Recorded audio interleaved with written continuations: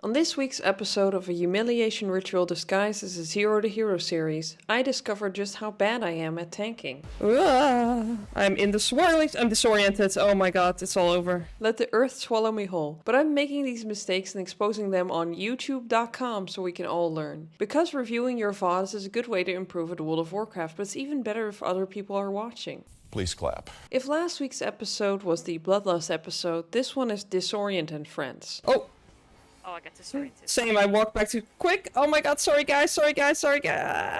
So buckle up and get ready for the highs and lows of a healer turned beginner tank. We start this episode by joining someone else's seed 11, and look at that, they invited a Bloodlust class. I finally talented into Fearless so I can actually dispel a lot of these chains of subjugation. On the second pull of the dungeon, my Warlock bestie tries to help the healer out with the Heal Absorb affix. Nice! Except she does this by using Mortal Coil on the champions that will charge a tank with Relentless Pursuit Bleed if they are out of melee range. Wait, where's that?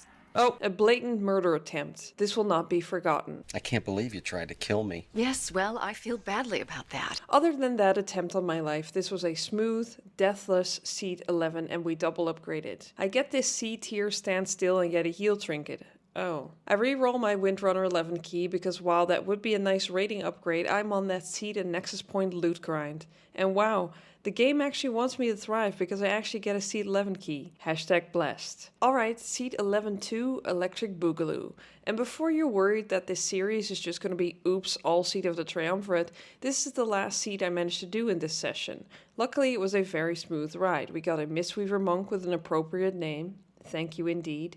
And my friend tries to kill me again with a well-timed Mortal Coil. Revenge for that one time I used a Cap Totem here and got her Guardian Druid killed, but maybe even more so when I moved this thing on her in Magister's Terrace while the healer wouldn't dispel the ethereal shackles. Attempted murder. Back to the seat. Our mage discovers flying without dying. Very impressive, and we easily time another deathless Seed 11. Absolute cinema. It's time for a break from Seed, but because I've been specializing in Seed keys, I'm still under 1000 rating, so there's no way I'm getting into a Nexus point Zenith for the other half of my loot grind.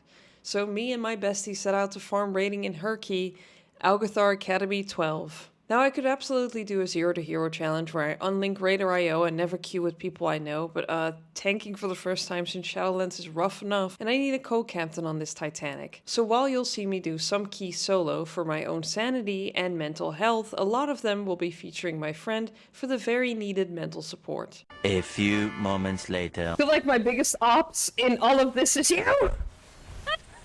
It's my pets! Every single time! And boy did I need it in this Algeth'ar. Look, was it smart to do Algeth'ar, a dungeon featuring the hardest opening pull of the season as my first 12? No.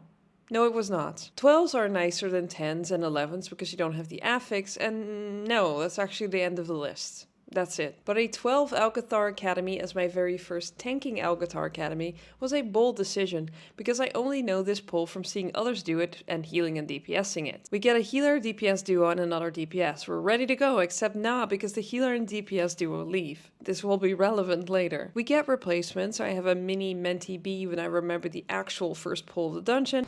You want to hear me say it? You want to break me down? All right, I'm afraid. For the first time in my life, I'm afraid. And we're off to the races. Now you may have seen it already, but past Sil didn't. This yellow thing here on the side of my screen means my shield is about to shatter into a million little pieces. Luckily this won't actually be relevant to my performance, but Mythic Plus Lesson 297 and Note to Self always repair after and or before a dungeon even if you didn't die. Sure, it might bankrupt you, but that's better than dying. Now to set up the pull, I decide to not bite off more than I can chew. I want to pull 2 lashers, get stabilized, maybe even kill one of the lashers, and then pull in the third and the skitterflies. I probably should have said this at the beginning of the dungeon, but I was trying to project confidence, and I also foolishly assumed that planting myself the second lasher would make it obvious. I was wrong, and I may have planted myself a little bit too close to the sun because in my absolute full system panic trying to track my vile bleed stacks, which remember become very fatal at 5 stacks, I failed to see I'm surrounded by disorient swirlies. I get disoriented, take the 5th bleed stack, and I die. I release and run back to try to salvage the pull, but this almost never works out. It's 100% better to wipe and set up again, so I die again. Oh my god, what do I do now?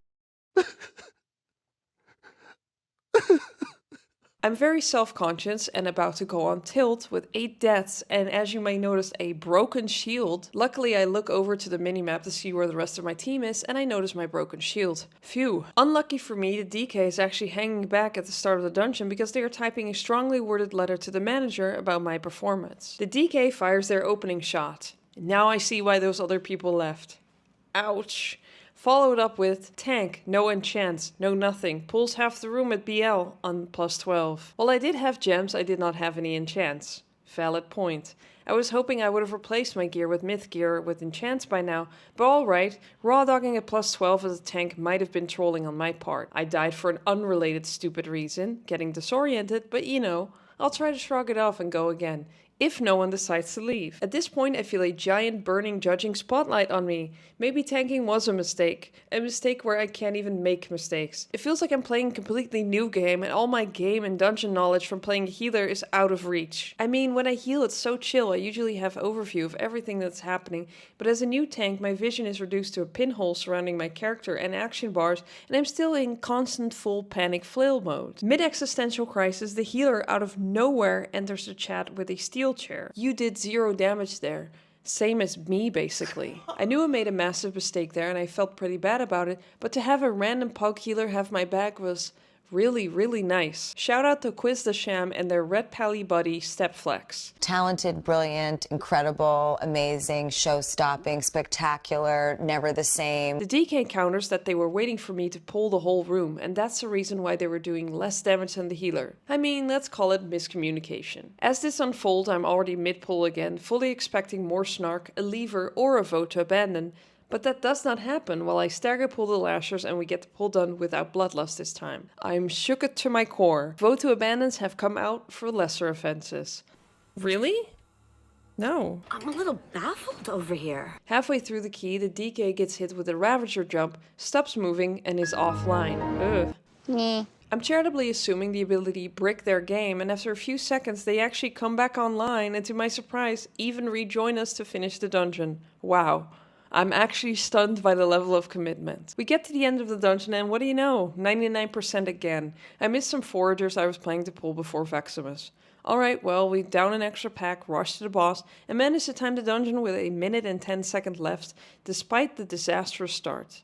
I apologize to the healer and other DPS for my sketchy first pulls, and the red paladin who duos with the healer had some choice words for the Death Knight. Rewatching the footage, I noticed I need to be way more liberal with my defensives, specifically shield wall. I mean, I have 2 charges and it's a 40% damage reduction, and demoralizing shout, which will also help me do more damage to large packs. I'm also dumping rage into ignore pain way too often while shield block is available. Whoops, sorry to my healers. Sorry to this man. To prevent future public humiliation, I actually enchant my gear this time. Yes, even the veteran shoulders. Guess I'm gonna have to farm some gold real soon. Are you employed, Mr. Lebowski? My rating is still too low to get into a Nexus point 10, however, so we do R key. Pit of Saron 12. I love Pit. I'm so happy to be here. Pit is all vibes. From the boss who talks about his big underpants when he dies to the power overwhelming boss at the end. As a tank, I know I have to be super scared of the Graveblade guys because they slap me with Frostbane Slash, which is a hefty physical hit,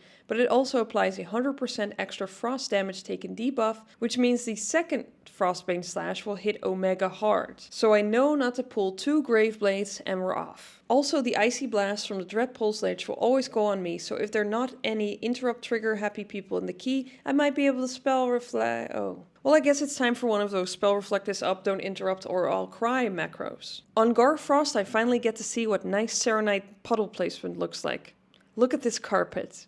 These people understood the assignment. And on Ick and Crick, I discover there's a tank puddle, and it's bigger than everyone else's puddles. I genuinely never noticed. This is why I love switching roles, because experiencing the game from different perspectives is not just fun, but it can also teach you a lot about what other people are doing and how you can better help them. Like, because I spent most of the season healing, I know exactly when my healer would love a defensive from me when I'm playing my mage, or when I can help out the group with Rallying Cry on my warrior.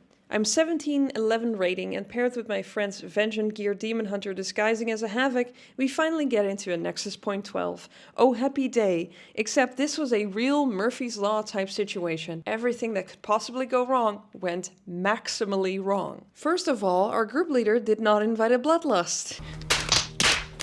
I'm something of an expert in this area, so my friend gets drums. Drums. I pull the left side of the dungeon, planted, nice. Except we butt pulled 2 extra Shadow Guard defenders that put heal absorbs on the tank. Oh well, would have loved to see past Silyu's impending victory, but I guess this was very much gonna be impending failure for all of us. What I didn't notice until a bit too late is that we also pulled an adept and it's firing strays at me that I did not reflect. We kill the engineers and when they die, they turn into batteries that explode. I notice, but seemingly don't really act on it because the loose adept distracts me. The 2 batteries go off. We all have 2 stacks of an exploding battery dot, and then boom, boom, boom, 3 of my teammates bite the dust. The Egyptians believed the most significant thing you could do in your life was die. I somehow assume we're all back, or almost back, and I keep pulling. The Warlock makes it back and we're fine, right? Right? Wrong. We get a little too close to this pack and it gets pulled. But we're being shot at range. And instead of relying on ranged character to interrupt or, using my wrecking throw, I, the warrior mindgrapes, dammit, decide to carve a path to that mob. That's a big pull and I have the transference debuff on me, meaning any heals on me bounce right back to our Mistweaver monk, so my low health and heal absorb can't be healed by anything right now, not even a hope and a dream, except for impending victory. Yes, I see it too, shut up. Our warlock decides they want to be closer to the action and they don't see the patrolling circuit seer, but the circuit seer certainly sees them. Oh my god, that's hard to say. And so I die with the transference debuff still on me. I should have put up a shield wall to prevent more incoming damage, but once the circuit seer joined, we were doomed. Full wipe, 9 deaths. Probably still plenty of time if we reset and keep a cool head and don't pull half the dungeon and there's a vote to abandon. Really? No. My flabbers are fully gasted, but I guess actually completing a dungeon like the Algeth'ar is more rare at this point.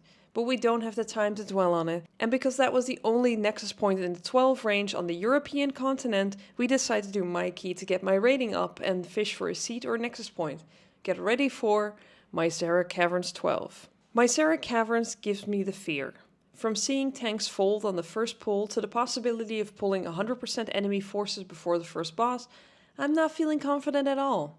Especially with that Nexus point and the start of Algeth'ar fresh in my memory. How am I supposed to be confident like this? But I once again worried for absolutely nothing because the Mayhem was actually alright. Did I move the mobs out of my friend's rain of fire? Yes. She's at it again. We let her tank and she's at it again. Did I nearly reset the boss trying to run my phantom into somebody else's phantom? Also yes. Did I walk into a phantom that was underneath some of my UI and get confused why there was one phantom left because nobody died, and then instead of soaking it I just dragged it around for an extra challenge for the rest of the boss fight?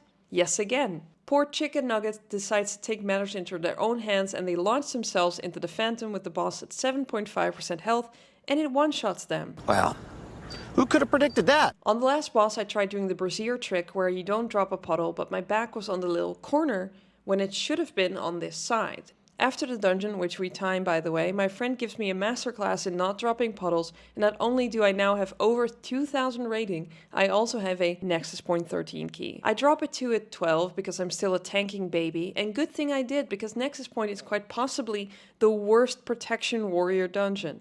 A big reason for this is the Protection Warriors can't negate any ticks of the heal absorb from the Shadow Guard defenders, and I, Protection Warrior extraordinaire, don't counterbalance that by using impending victory or ignore pain. Instead, I venture around the corner and into Narnia while my healer gets stunned in a stun circle or on the line. It's honestly not clear. And I die, but wow, the Warlock is lightning fast and reses me, dying in the process. We actually make it through this section with minimal deaths, no wipes. Is this character growth? Good for her. We kill the Big Boom Lines boss and it's on to the right side of the dungeon. Here my plan is to run the route my bestie has cooked up, one we've sketched out in follower dungeons and MDT and has served us nicely in the runs that we've done before in Nexus Point. The main idea is to pull most things on the left, skipping the patrolling circuits here, and then pulling every living mob that can be pulled on the right side of the dungeon. Doing this will let us skip a whole lot of light rods at the end, which are a true nightmare for the whole group, but especially for the healer who has to dispel on CD while hoping people interrupt the holy bolts and use defensives. Those glowy nerds are the worst, and the more you can skip, the better. This does mean I have to get everything on the right, including these scroungers that are high in the sky. I shimmy back and forth a little bit to be able to throw my weapon at them, but I managed to pull it and here we go. Tank. You don't need all of them. I don't take notes. Okay. Can we go again? Because you ruined that. My friend and I simultaneously explained the reason for pulling them to complete silence. Honestly, by now I should have learned to never type in dungeons like that because it helps literally no one, and also I'm a sloppy typer when I'm playing World of Warcraft, so it's probably better to just get on with it. I could have shared my route at the beginning of the dungeon, but it's a 12, I doubt anyone would study it. We get to the end of the dungeon without incident until the last double lingering image where the worst frontal in the game hits me and disorients me. It's also pretty bad because I move out of the first one and move back in thinking it's safe. But because I'm disoriented, the lingering images decide to searing rend the top DPS, which so happens to be the Warlock. Haters will say it was on purpose for slagging my route. We finished the dungeon in time and we now have 2 halves of 2 ring sets. Next time on Sylvesh Tries Tanking, we encounter my actual mortal enemy, pinging. I wanted to type stop pinging, but I need to actually do this fight. And we see what the vault has in store for me. Oh, thanks for watching.